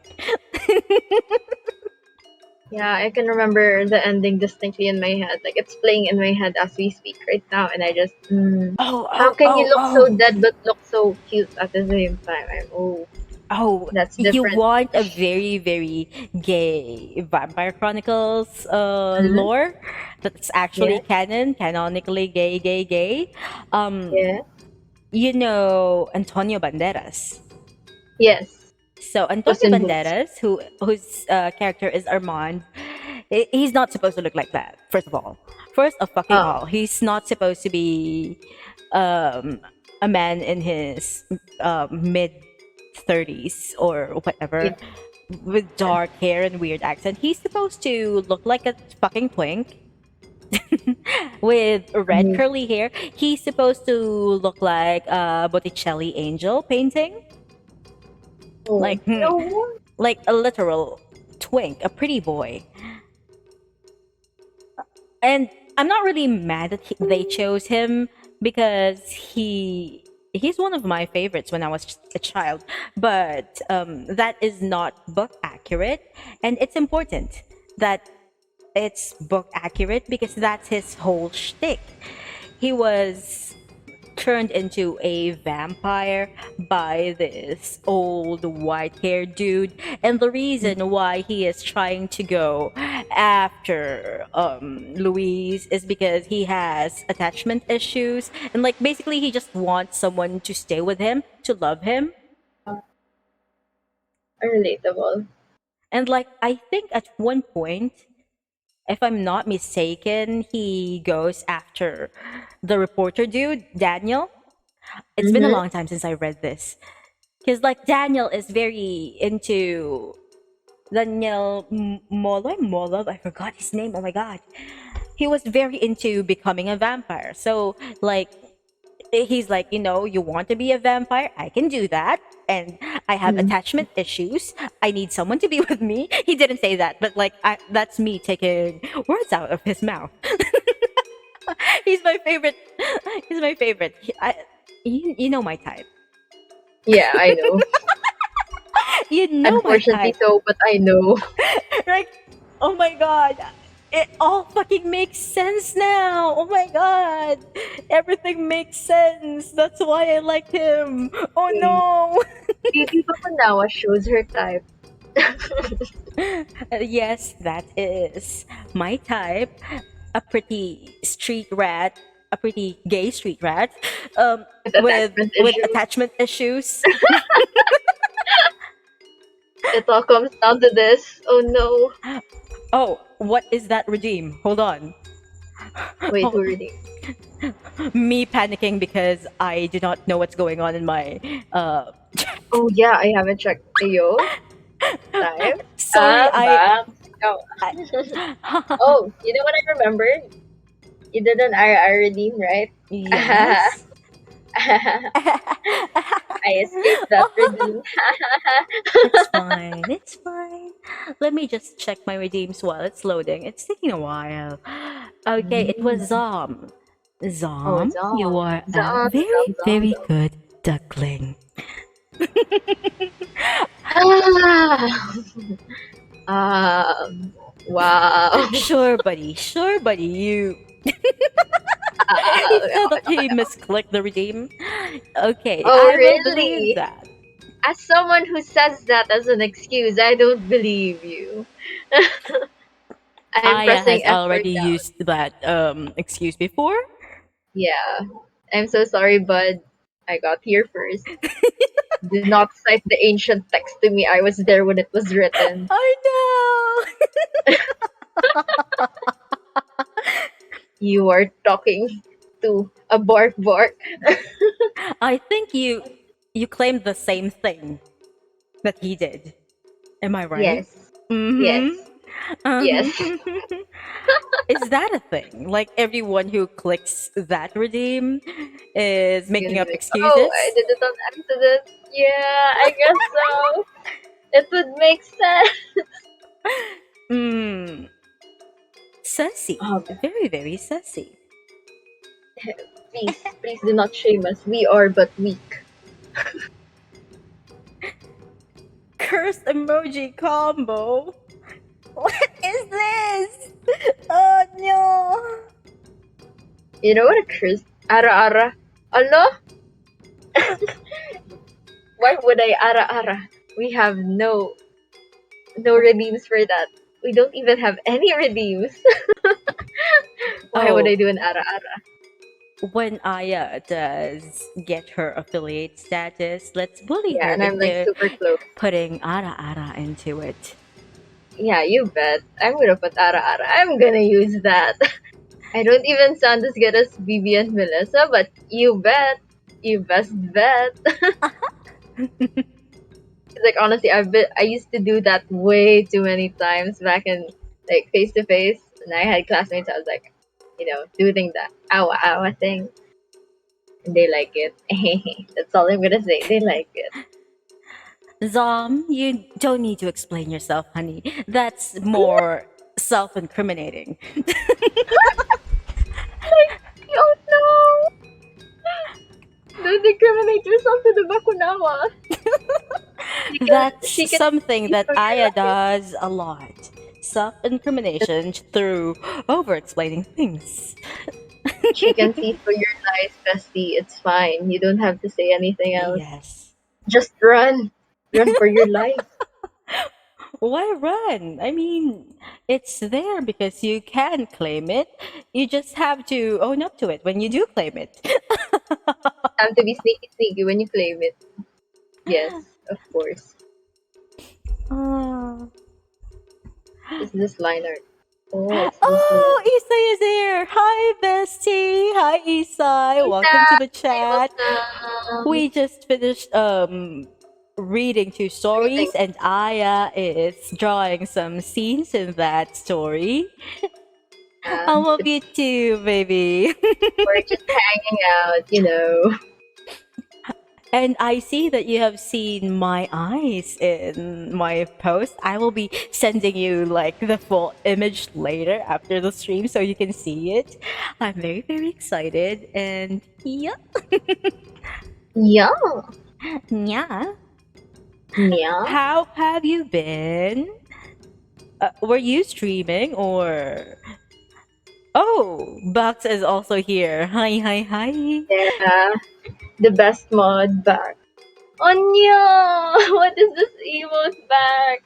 Okay, What is fine. it? What emote?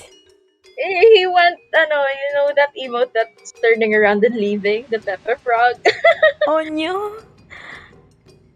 We were just talking about like how our stories, Okay, specifically these folk tales, once have once like we, different versions. mm-hmm. And like they were kind of similar as well because it's like an AU. Yep. Okay, once they reach 1:55, no, 1 hour and 55 minutes of stream time, I'm gonna do the ara ara, and then we can Oh, close it what? there, I guess. Soon. How many Yeah, minutes is that from we are now? currently at 1 hour and 50 seconds. Yeah, 1 hour and 52 minutes 50 seconds. Mm-hmm. So yes, we're just giving ourselves some time to cool down. I would just like to, what do you call this? Because I don't know how to fuck with panels right now. So I'm just Mm-hmm. saying the credits in my streams. So Yes. our background music in my stream right now is indigenous Filipino music, fire lighting ceremony from Sancho and Morin, composed for Senor Santo Niño Sinulog of Miami Ooh, Incorporated. And this is royalty free indigenous Filipino music. You can buy it in audiocinema.store.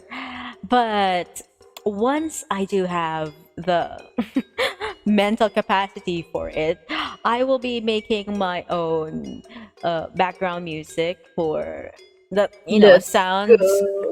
like indigenous music. And once I figure that out, I'm planning to make a few of them so that I can, you know, distribute them to my friends like Perfect. you and Isai, Yes. because I think that would also suit her vibe. Let's go tribal music. Let's go tribal music. Filipinos.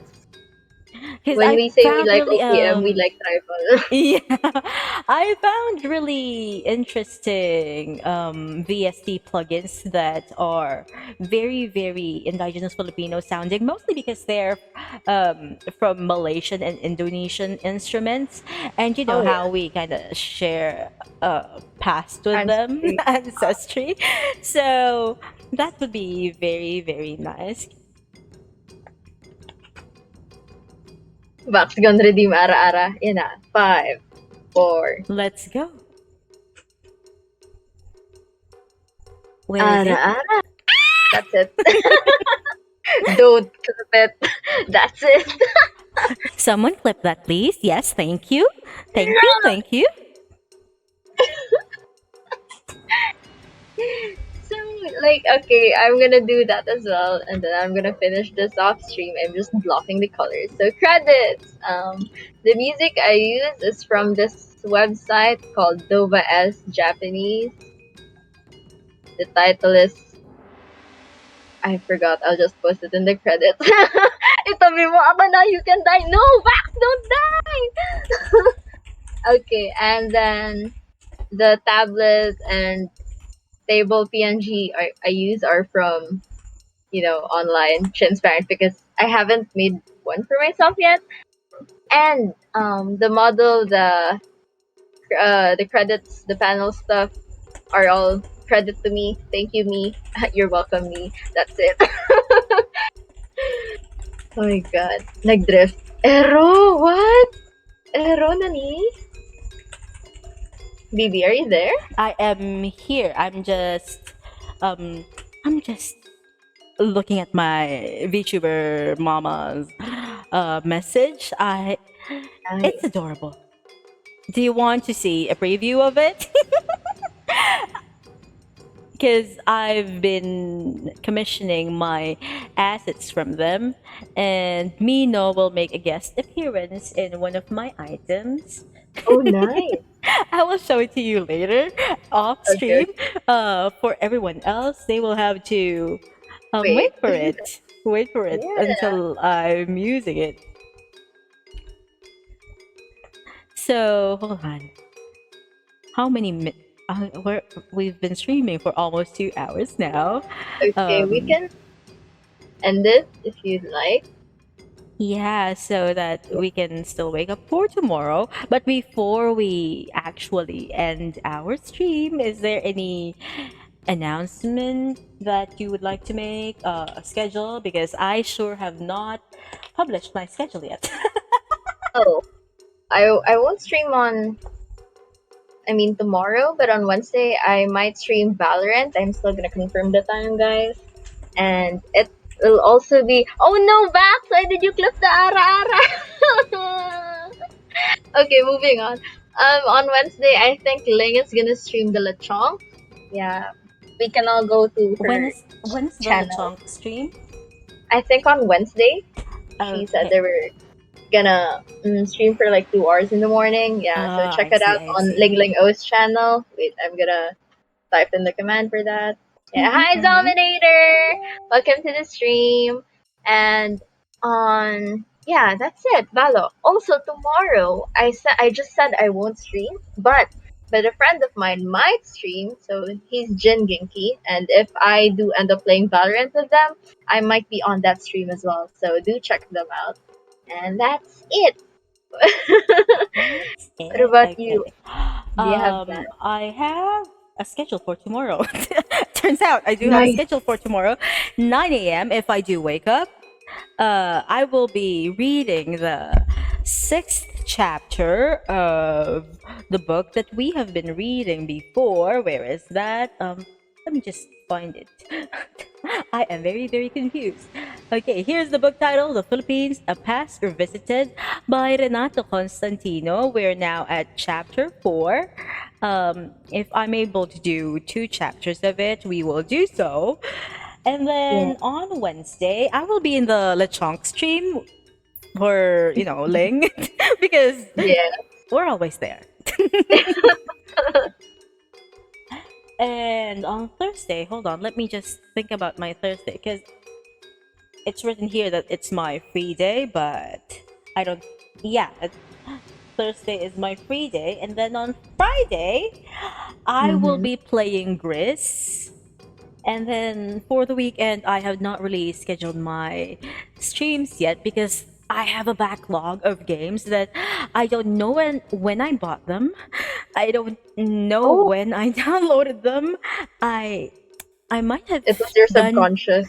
I might have done things when I was drunk, okay? Perfect. So yeah, I will be figuring out my weekend schedule because I actually kept my weekend clean because I thought Moshi would be coming over, but apparently not. She would Oh, she would instead come over on the 24th to the 28th. So if y'all don't see me during those dates, just know that I'm happy. yeah, and she's with Moshi, and I will be cleaning the blood pool while she's gone. Don't worry. Yes. So I will figure out my weekend schedule because it's been cleared up. But yeah, that's pretty much it. What else? Any other announcements that we need to make? Let me just see. Nonsense. Uh, what is that? Oh yeah, I think, I think I I have reached more than 200 on my Twitch, and I Yes. haven't been announcing it because I haven't been streaming for the past few days. It's totally not because I'm addicted to Minecraft. Totally not because I'm addicted to Minecraft. I Doubt, promise. doubt, doubt, doubt. I've Doubt. seen you doubt. So yeah, I didn't notice that I'm already at, what's this? Uwu, 216 followers. Thank you for supporting me. And Let's yeah, go. I'm planning Let's go. to I'm planning to actually have a giveaway soon because the giveaway thingy has been here for quite a while. I'll be doing an Oracle card giveaway just for people in the Philippines, just because international shipping is a bitch and it's expensive. But on my when I reach 250 here on Twitch and 500 on Twitter, or the other way around, I don't know how numbers work. I will be doing that giveaway, and it would come with a few other things. Mm, So yeah, I yes. that's all of my announcements for tonight. Yeah, Any same as me. any closing words before we go? All I'm gonna say is Eronelli. Eronelli said, small percentage of people can say oh with their mouth closed. And all I'm gonna reply to that is, do not me. I know what that does. Anyway, What? I am very, very confused. thanks. No, you should try it off stream, but don't do it in front of a mic. Like, do it by yourself. Anyway, thank you for coming by to the stream, guys. I'll do Okay. another chatting stream sometime this week. Don't worry. And I missed you. And thank you for the 58 Eh? followers. Yeah. And check out BB because she is God. She is beautiful. Please So, respect the mother.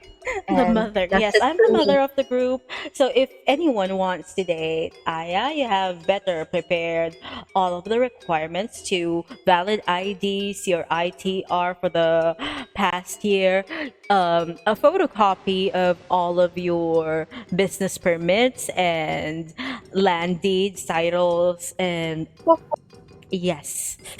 Four, four.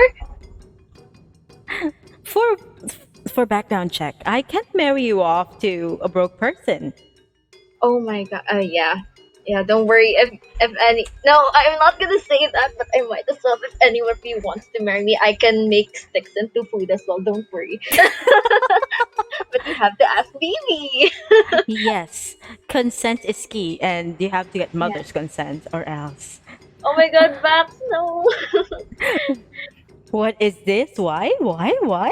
They said they were gonna make it their ringtone, my Ara Ara. That was so scuffed. I could do better, Bessie. Don't worry. Don't worry, when Aya gets her That's affiliate easy. status, we are going to abuse the Ara Ara regime. Oh my god. I Well, would use I all am my blushing points for very hard, that. and well, well, maybe it is time for us to end Okay, because it's time for I us look to like a end. tomato. I will be rating the local Ibong Adarna, Juicy Tin. They're Okay, playing Minecraft right now. Uh, okay. you know the Oh my god. usual. It's You know we Bakunawa should raid. read. Yeah, and it was just their birthday recently. We should go to them. Let's go to Juicy Let's Tin. go. And that is all for today. Yeah. So, yes. Au revoir, adios, annyeong, sayonara. Zaijian, sampai jumpa. Paalam, baby, bye bye. Let's go raid now.